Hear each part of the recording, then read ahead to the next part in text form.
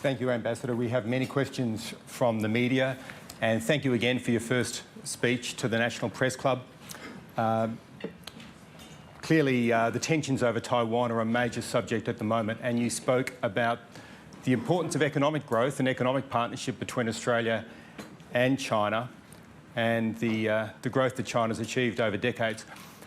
But do you accept that GDP growth does not mean much if war breaks out, and if a nation is conducting military drills around the Straits of Taiwan, that then causes uncertainty and fear that then undermine that growth? Now, Nancy Pelosi's visit last week has led to several days of military drills, and the PLA announced yesterday that it was going to continue drills, including, from the reports I saw in the China Daily, surface-to-ship simulated attacks. Now, in what way is that the action of a stabilising nation? How long will those military drills continue? Is it a question? Yes. How long will well, they thanks, continue? David. Well, it's a question. The last one is a question, but I think before the question, there were a couple of points you made as a statement. Allow me to say a few words on the points that you made before your question. I think the question now is really about the essence of one China policy. The critical point is if every country put the one China policy into practice with sincerity, with no compromise, it's going to guarantee the peace and stability across the Taiwan Strait. The visit by Speaker Pelosi to the Taiwan region is exactly the reason that has caused the violation of the commitments by the U.S. government to one China policy, and has caused the escalation of tension across Taiwan Strait. And the Chinese side is taking action in reaction to what has been done by the U.S. side. And our purpose is to send a message, clear and out, to those who are violating the commitment of one China policy, who are supporting one China, one Taiwan, or two Chinas. We're sending a message to those who are trying to split Taiwan from China. The message is clear. This is an action in reaction to the provocations from the U.S. side, from the separatist movements in Taiwan Island. And the reaction is legitimate. It's justified, and there's no reason for a reapproach. And as for how long the military exercise and drills are going to last, I think our spokesman for the National Defense, Minister of Defense, also our spokesperson for the Minister of Foreign Affairs have made it pretty clear that these are the actions as a countermeasure to what has happened, what has been done by the U.S. side, what has been done by the regime in Taiwan. And it's a determination to show that on the question of Taiwan, there's no room for compromise. It's not something like economic development or trade relations or specific issues in some other areas. On the question of Taiwan, it's an issue relating to sovereignty and territorial integrity.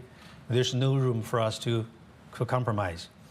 And as for how long it's going to last, at proper time, I think there will be an announcement. Thank you. The next question is from Anna Henderson and Helen Chen from SBS. 大使先生您好，我是来自 SBS 普通话节目的 Helen Chen。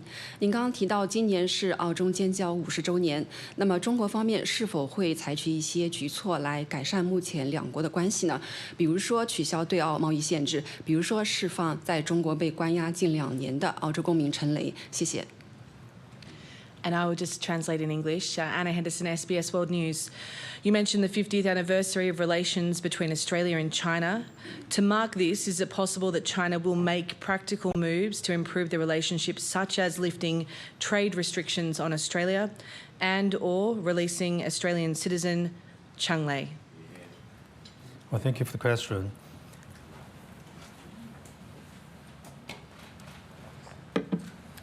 as I said in my address, in my speech, there was a difficult time for a couple of years in the past between our two countries, and now there's an opportunity for a possible reset of the relationship. And here we have a good start ever since the new Labour government came into power. But this is a good start only. And there's a lot to be done to really reset this relationship. And there's a lot of issues on the table, many disputes to be solved. Our policy is that we are for friendly cooperation with Australia. We're ready to work together with Australia's new government to put this relationship back on the right track. Specifically, I think it's been very helpful if both sides take objective perspective on each other, take positive policies and concrete actions. And in this process, the issues on the table will be gradually solved, or we're going to find out solutions to these issues. Currently, there are being top-level communications, there are being high-level contacts, even face-to-face contacts, but we have not yet come to the stage to discuss about how to solve those specific issues, either political issues or trade issues or some other individual cases issues. We are ready to compare notes with the new government and to get engaged in those process. As for the trade disputes, as you mentioned, I would rather not to use the word sanctions. I think this issue, perhaps I could categorize it in different groups. One kind is trade dispute between the two governments at the government level. These are mainly on the tariffs on certain products from Australia. And those were imposed by the Chinese customs. Indeed, it happened. Yeah, that's true. It was an official action. In response to the complaints from some of the Chinese companies who are involved in the similar businesses, they complain about the dumping of certain products from Australia. And once there's complaint, according to the WTO, the Chinese government has the obligation and the right to increase tariff to protect our own industry. And the case is now in the WTO, and we are ready to sort it out and solve these disputes through WTO with the Labour government. If the new government in this country is ready to discuss it bilaterally, it's okay, we're ready to talk about those things. Second type is more about the people's attitudes. When there was some policies taken or actions taken by the previous Australian government on some of the major Chinese companies, Chinese projects, Chinese businesses in this country, for example, Huawei, ZTE, and many other Chinese companies, causing severe damages economically to these companies. Basically, it's been stopped Huawei of any kind of business in this country. And that's a huge disruption to the normal business relations between our two countries. And these actions have been sending very negative messages to the people in China. And they're not happy, to be honest. And they are, if you look at the reaction from the public in China at that time, even nowadays, they're still not happy about those actions. And just like you go to the shops and you buy something and you're offended, you're not happy, then perhaps you are thinking about go to some other store to buy the similar products. So there are people in China who are really calling for buying some other products rather than the Australian products. That's the attitudes of the public. It happened when we have some problems with our relations with other countries as well. For example, our neighboring country to the east, there was more severe reaction from the Chinese public. And for this kind of problem, my expectations that once we have more positive messages, more positive actions, more positive policies to be taken by the new government, it's going to improve the atmosphere. And the people in China will be happy to come back to the market, to come back to Australia, to buy the best quality Australian products, which are very popular in China. That's true. And third category is the caution taken by some of the Chinese companies. They are thinking like, what has happened to Huawei and the ZTE? Is it going to happen to me tomorrow? Is it going to happen to my company some other day? So there are companies from China who used to be interested in the Australian market, but they became cautious. And some of them try to find out alternatives, like investing in Latin America or in Africa. That's true. As ambassador in this country, I'd love to have more investment from China in Australia. And I would like to see an improvement of environment for the businessmen to do business in this country. We have so many things we can cooperate. It's beneficial to our both sides. Thank you. Oh, sorry, for the individual cases, there are a couple of Australian citizens in China. They are under custody according to Chinese rules and laws. And their basic rights are well protected. Don't worry about that. And during the pandemic, during the severe periods of the pandemic in the cities where they are detained, there were times when they were not accessible to their relatives or the diplomats of Australia. It was because of the pandemic. Now they can get easy to get access to their relatives either in Australia or their Australian embassies in China. And the cases is still under jurisdiction process, and we're going to sort it out according to Chinese rule and the laws. Thank you. Well, that communicates the Australian concern about Cheng Lei, that's for sure. The next question is from Stephen Jetchitz from ABC. Hi, Ambassador. Thanks for your time. I'm told that the Taiwan Affairs Office has, in fact, just this morning released a new white paper on Taiwan. And the white paper asserts that China will, quote, not renounce the use of force, and we reserve the option of taking all necessary measures. It also says while use of force would be the last resort, taken under compelling circumstances, it doesn't lay out what those circumstances are.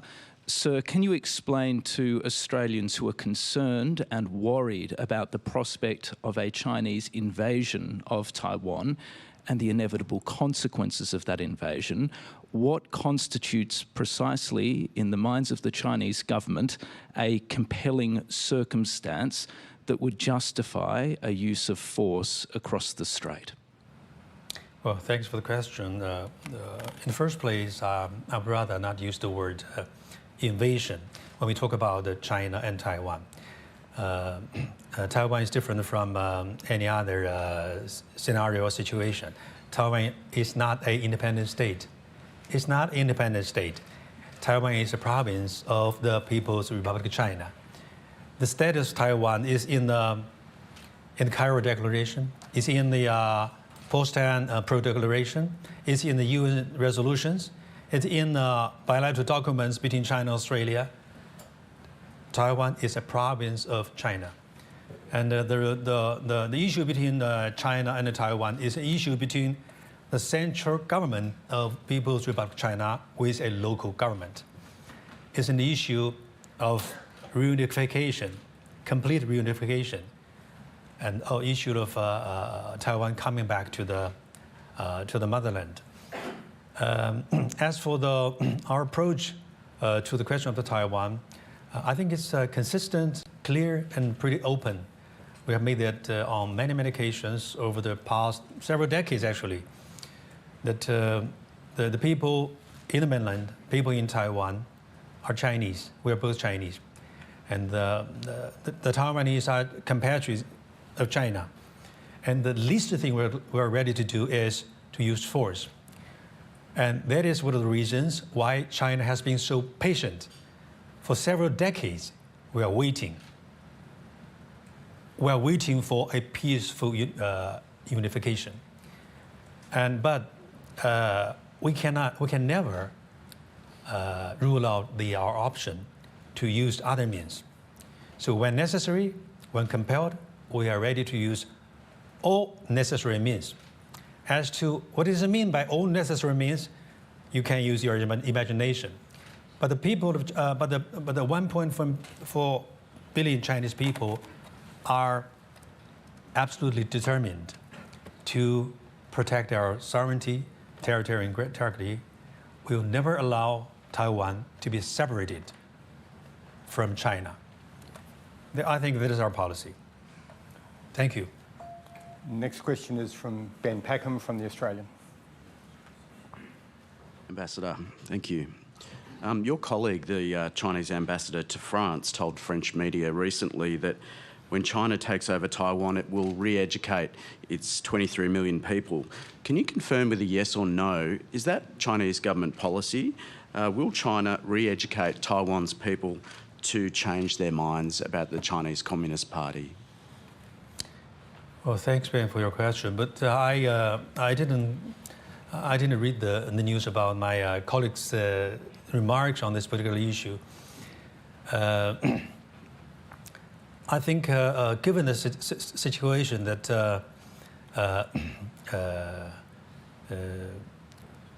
the people in Taiwan, the people in Taiwan are under a regional regime for many decades, it is reasonable for us to understand that their perspective about China, their perspective about their motherland might take somewhat different views. I think this is a fact. But I think the key point now is not about either education or re-education. The 1.4 billion Chinese people, including the 80 million people in Taiwan, are all Chinese. Yeah. So that sounds like a yes. Is that a yes? It sounds like a yes. What do you mean by yes? That it is Chinese policy that they will need re-educating. Well, I'm not going to speak on behalf of our ambassador in France. I'm just asking on a point of policy. The policy? On a point of policy. I haven't read about such a official policy. But I think my personal understanding is that once Taiwan is reunited, coming back to the motherland, there might be a process for the people in Taiwan to have a correct understanding of China, about their motherland. Along the lines of the camps that you have in Xinjiang, the education process in Xinjiang? Are we talking about a different topic? Well, that's a re-education process, isn't it? No, there's not. I would rather not use the word re-education. The people in Xinjiang are also Chinese citizens, and they receive education in school, in colleges, in universities about China, about their motherland. Yeah, that's pretty normal. Thank you. Thank you, Ben. The next question is from Chris Ullman from the Nine Network. Ambassador Chris Ullman, 9 News. I was interested in your comments on respect for international law and also that we needed to have positive policies and your guidance for the media in Australia about being positive towards China. If I could just make a couple of observations about why people might have a negative view. You've occupied and militarised the South China Sea in contravention of international law. Recently, you threatened an Australian Air Force aircraft flying over those waters under rights under international law. Under international law, you've imprisoned our citizens without rights to national justice. You have launched thousands of attacks against private and public sector through cyber. You've interfered in our politics, our universities, and our diaspora and the people that you call the 1.2 million overseas Chinese. Many of them we would call Australian citizens who owe a right, a duty to Australia. So can you see why it might be that some Australians would think that when you talk about international law and positive policies, you do not do what you say? Well, is it a statement? You have no questions? No, I made some observations given you thought we were... So you are making observations. You are making statements. I'm making some observations. You were talking about reporting, so I was wondering why you might think that people would not see those things as being negative policies. Well, are you inviting me to comment on your observations? I'm inviting you to comment on whether or not you're occupying and militarising the South China Sea in contravention of international law, and whether or not you threatened Australian aircraft in that airspace. Okay, I'll try to be brief because you covered quite a number of issues. First, on the South China Sea, China and several other countries, we are all claimants of certain areas and territories in South China Sea. And China, we inherited this claim from our previous government, and who's now in Taiwan, the so-called Republic of China. And there's no room for the people of the Republic of China to deviate from our claim, and we'll continue to stick to the position to protect our sovereignty and territorial integrity. But at the same time, I understand there are differences, there are disputes between China and some other countries. So China and the relevant claimant countries are involved in discussions, consultations, even negotiations bilaterally. And multilaterally, we are involved with ASEAN countries in formulating code of conduct, code of declaration, a DOC, declaration of conduct. Now in the process of formulating a COC, code of conduct, trying to sort out a framework for addressing such issues in the future. Secondly, about the existence of China in these areas and the military existence, I mean, it is the necessary measures we have to take to protect the security of the areas which belong to us, and as has been done by many other claimants as well. They have done that much earlier. Thirdly, you mentioned about the aircraft incident, about between China and Australia. May I point it out that that incident was very unfortunate. It happened not in the South China Sea in general. There's a too big area. You cannot say that it happened in the earth. It's happened at a particular location. That location is within the territorial space of an island that belongs to China. So it's just like you're in your house, within your compound. Somebody is driving around, carrying a gun, and trying to peep into your window, see what you're doing in your family and what you're talking about between your family members. You feel being threatened, and you feel uncomfortable. So you have to come out and tell those people to keep distance at least. Under international so that's law, the point I want to make. Neighbour's house. And then about the Chinese Australians, I want to say a few words on this because it's so sensitive. There are 1.2 billion Chinese Australians, and these are naturalized Australians. They are Australian citizens. They are loyal to Australia. They are not loyal to China. But at the same time, they came from China. Their ancestors, they have blood relation with China. So they are a linkage of friendship and cooperation between our two countries. And you have to, if you watch very carefully, my embassy is very careful. Ever since I came here 7 months ago, I never comment on the Chinese-Australian issue. During the federal election, I didn't make any comment. Even when I met some of the Chinese Australians, I never talked about the elections. It's their domestic affairs. It's for the Australian people, including Chinese Australians, to make their own choices. At the same time, I want to emphasize this here. Australia is a diversified nation. People from different parts of the world come into this country. They form the community, a nation called Australian people. And Chinese people are part of those people. They are making contribution to this great country. Their interests, just like many other ethnic groups in this country, should be respected. Thank you. Next question is from Claire Armstrong from News Corp Australia. Thank you, Ambassador, for your time. You said that Zhang Lei's rights were protected. she is an Australian citizen, a journalist who almost 2 years ago to the day was arrested.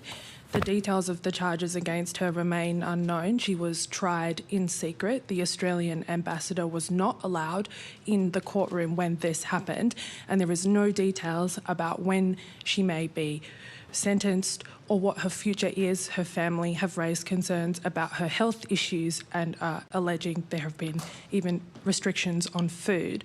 So how are her rights protected? And if China is serious about resetting the relationship with Australia, why won't you release her?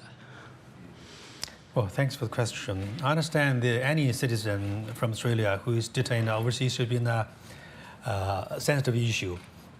And just like Assange, or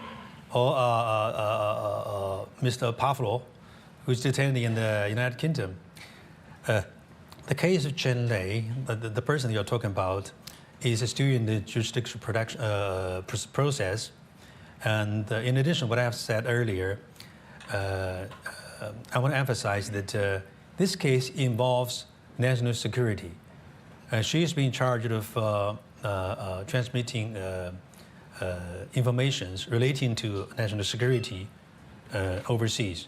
So it is common practice in not only in China, but also in many other countries as well, that when cases involving national security, the trial is conducted in a way usually is not open to the public. And there's no appetite to release her at this stage, is what you're saying? Well, I think we all have to respect the laws and regulations of China. It's still under process. Thank you. Next question is from Kieran Gilbert from Sky News. Ambassador, thank you for your address. You said that China isn't seeking to be a hegemony or expand a sphere of influence. Is China planning to establish a military base in the Pacific, possibly on the Solomons? And as we look at the human catastrophe in Ukraine, what can the international community, including China, learn from that catastrophe when dealing with Taiwan? Well, thank you for your question. It's the relation between China and the Pacific Island countries has been one of the most discussed issues within the past couple of months. Allow me to say that we're having relations with, we're developing a relationship with many countries in different parts of the world.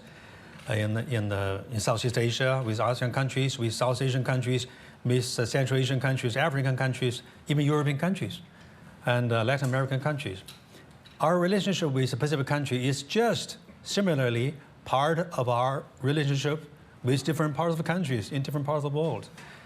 And the purpose is to develop a friendship of cooperation and to help this region and these countries for a political stability, social harmony, and more importantly, a priority, economic development. As for the relation between China and the Solomon Islands, I think our foreign minister, our spokesperson, and also our people have made it pretty clear on several occasions that China come to Solomon Islands upon request of the government of that country. And there's no reason for us to refuse to help. But the purpose is help them to stabilize, to prosper, and to improve. There is no intention for China to set up the so-called military base in Solomon Islands. And the leader of the country have said a similar thing. I think, should I say that the page is turned? What is next to be done is, I hope that China and Australia, we can cooperate, either bilaterally or trilaterally, a quadruple way, to cooperate between China and Australia plus Pacific Island countries for the stability, social harmony, and economic development. For example, climate change. I think there's a lot we can do between China and Australia to help those countries to improve their situation. Thank you. Next question is from Andrew Tillett from the Australian Financial Review. Yes, thanks, David. Ambassador, thanks for appearing today. I just want to go back to Taiwan.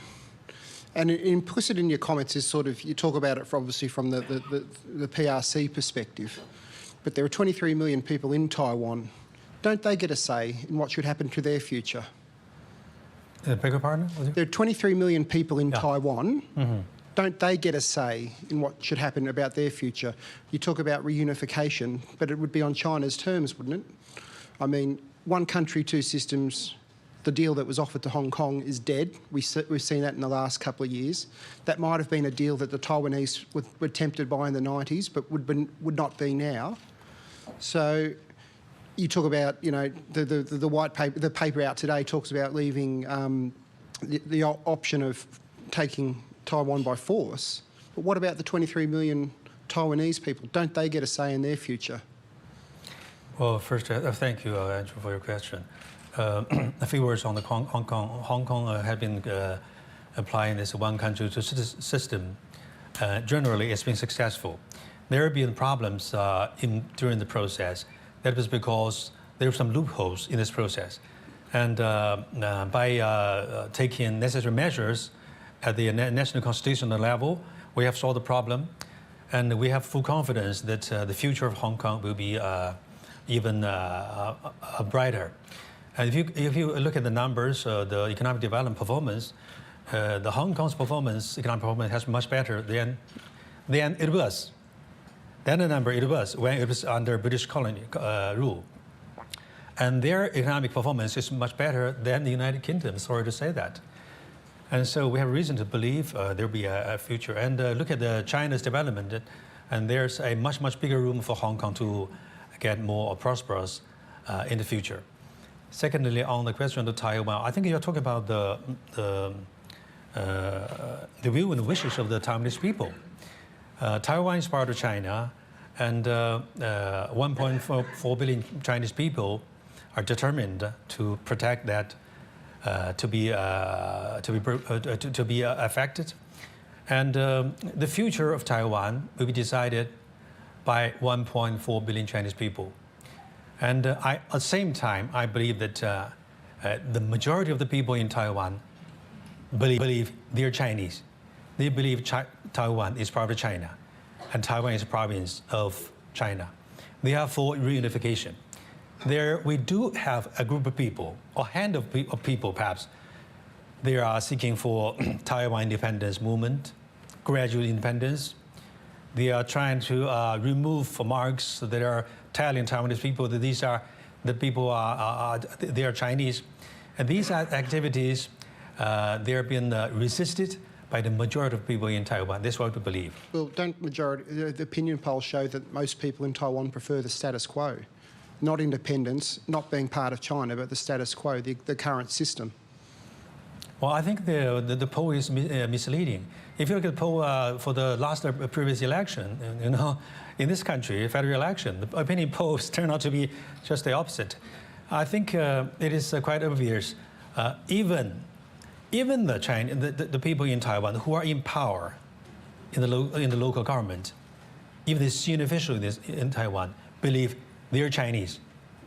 They want to have China to be part of China, to have Taiwan to be part of China. Thank you. Thank you, Andrew. Next question is from Mark Riley from the 7 Network. Mr. Ambassador, just a couple of statements you've made today, if I could ask a question on those. You said that this is a possibility for a reset in the relationship. Prime Minister Albanese has said he's prepared to meet President Xi in Bali, the G20 in November. Will China allow that to happen? Will there be an invitation to the Prime Minister to meet with President Xi? You've also given us quite a discursive admonition to countries in the region about acting with mutual respect, cooperation and friendship. And then you've said, quote, Australia should handle the Taiwan question with caution. That sounds like a threat. Is it? Thank you for the question. For the bilateral relationship, as I said, our policy to Australia remains unchanged. We are for a friendly, cooperative relationship between China and Australia. As I said personally, when I just came here, I'm a new ambassador. I'm here to seek friends, not to seek rivals or adversaries or even enemies. But at the same time, you know, after the couple of years of difficult situation between China and Australia, there's going to be a process for us to reset and gradually improve our relationship. And now what we have now is just a good start, and there's more to be done, including creating a favorable atmosphere between our two countries politically. Political relations is important. When we have a good one, they are helpful to our cooperation in other fields. Other way around is going to damaging, hurting our cooperations. As for the top-level contacts, there have been communication between two prime ministers by sending exchange of letters or messages, and there have been minister-level meetings. I personally would wish to see a gradual improvement of atmosphere to create a favorable condition for a more wide range of communications at various levels including the top levels. Second, on the Taiwan question, a question of Taiwan, caution is just to remind, it's not here as ambassador in this country, the least thing I would do is to make demand or to sound like demanding. Australia is a big nation. It's a great nation. I have all my full respect. But I would like to remind that big and great as Australia is, it is important for the government in this country to stick to the commitment of One China policy. And this commitment should be not only in words, but also in deeds. Not only in name, but also in essence. And it should be practiced with absolute sincerity, but without discount. Thank you. I would like to follow up on that question about a Bali meeting, because I'm curious about, you sound like you are in favour of improving relations towards a meeting between Anthony Albanese and President Xi. Can you identify right now any obstacle, any reason why they should not be able to have a formal meeting in Bali at the G20? Well, if you look at the past couple of years when we have political difficulties, you feel uncomfortable to meet each other. And let's take in a very bad example. If you are, talking bad about me, why should I meet you? You humiliated me publicly, and should I meet you to be humiliated again face to face? The meeting at the top level is very important, not in the sense of a symbolism, but also in essence. Once we have a high-level meeting, we hope it's going to be helpful in developing a more positive relationship instead of making it worse. So when there was no top-level meetings between the two countries during the past couple of years, it is because we did not believe the meeting would help to improve the relationship. And we were concerned a meeting could perhaps make things even more deteriorate. As for the upcoming multilateral forum like East Asia Summit, APEC Summit, and G20 Summit are going to be in Bali, and APEC in Thailand, I guess, and ASEAN in Phnom Penh. Yeah, and we are. I think we're going to communicate with our Australian colleagues through diplomatic channels to see when appropriate or when we have the necessary condition and atmosphere, whether or not both sides have the willingness to get engaged in a top-level meeting. As ambassador, I'm hoping for the best, and I'm going to try to make all my efforts towards that direction. The next question is from Dominic Giannini from AAP. Dominic Giannini from AAP. Thank you, Ambassador. Given your focus on sovereignty and non-interventionism, how are we supposed to take that seriously from China, given the failure to condemn Russia's invasion of Ukraine and continued cooperation with Russia? And how are we to take your condemnation of Australian media seriously, given the quashing of dissidents and disinformation around in China? Thank you for the question. It's a very interesting question in the sense that it's been asked again and again on many occasions for the past couple of months. My answer is there's no simple answer to a question of complexity. If you look at what has happened in Ukraine, it involves many aspects. It involves the relations, the disputes between NATO and Russia. There is security concern from Russia. And they are feeling that they're being countered again and again, at least 6 or 7 times, by the expansion of NATO towards eastwards, which is a break away from their promise not to do that. And there's also for this issue, I think it's we're for a bilateral negotiation between NATO members, especially the United States and Russia, to sit down and negotiate for a comprehensive, sustainable security mechanism. And the second layer, perhaps the relation between disputes between Ukraine and Russia. And these two countries are both friendly countries to China.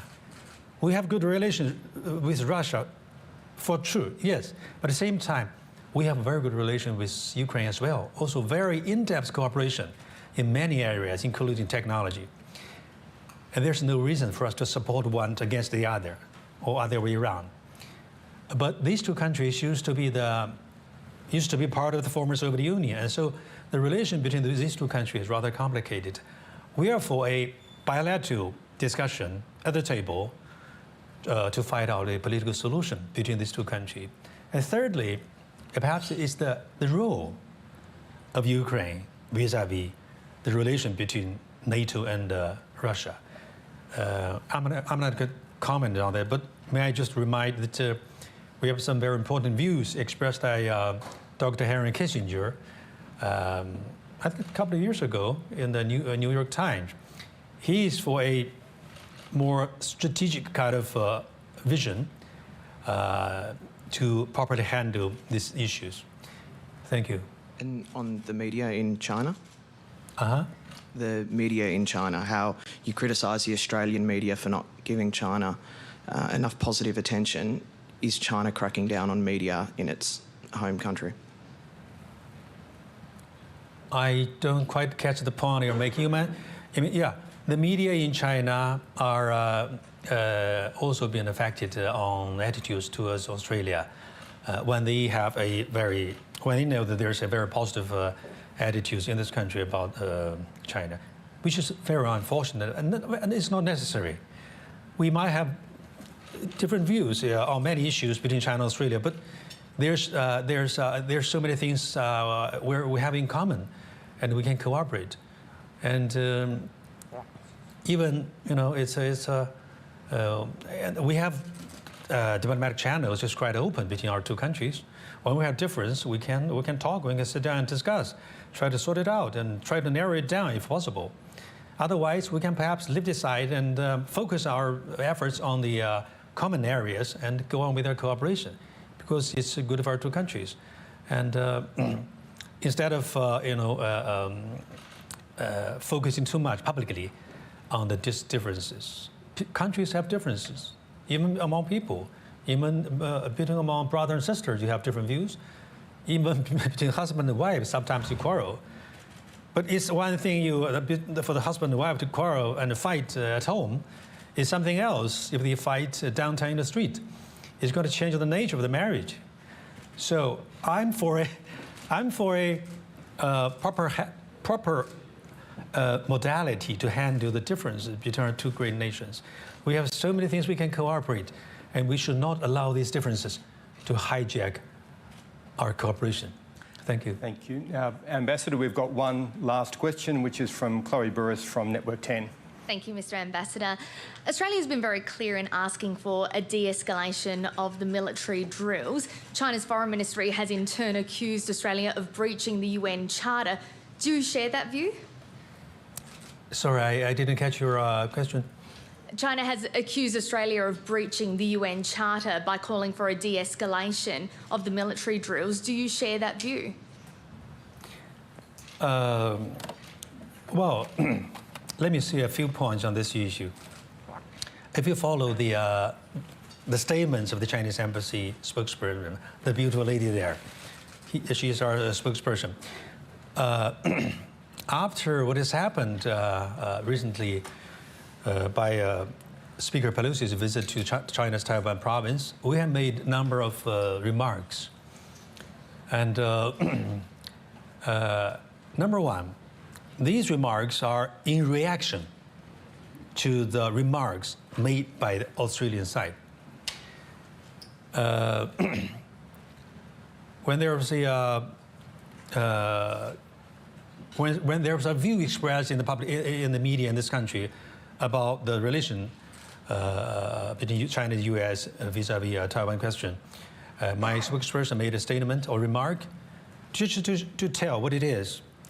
Our position on Taiwan question, our position on the Speaker Pelosi's visit, our position on One China policy, and our request. We asked for Australia to understand and support China's position of One China policy, which is also a policy of the Australian government.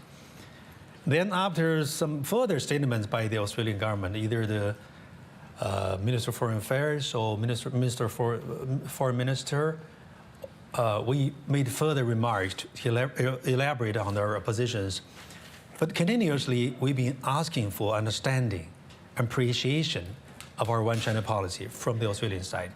It was only after the joint statement by the 3 foreign ministers, Australia, US, Japan, they would not only express their serious concern, but also used condemnation on China's missile launch in the so-called Japanese EEZ, exclusive economic zones. It was only then that the spokesperson of my embassy made a remark expressing our serious concern, strong discontent, and we used the word condemnation. Because, number one, it was the US side who was the one who fired the first shot. The other ones who violated the One China principle, they say they are committed to One China principle in words, but actually they are doing something just the opposite. And the other ones who provoked it, we were the ones who reacted for defense to protect their territorial sovereignty and integrity. And secondly, the area in question vis-a-vis China and Japan was still an unresolved issue. There's no solution. Which area? I mean, that particular area belongs to either China or Japan. So it's an area, the area in question, I mean, the area where the ballistic missile dropped in, is an area of dispute between China and Japan. And usually, among countries, when there's a dispute between two countries, the non-claimant countries stand in neutral, instead of choosing to support one against the other, because it involves territorial dispute. So we were surprised by Australian governments to choosing a side to support Japan. And Japan's claim was legally unfounded, and it's invalid.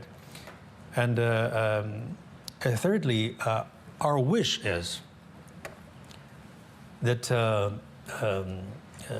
as good partners between China and Australia, we hope that our Australian government respect China's territorial integrity and national unity, and stick to the One China policy, not only, as I said, in words, in deeds, and in action.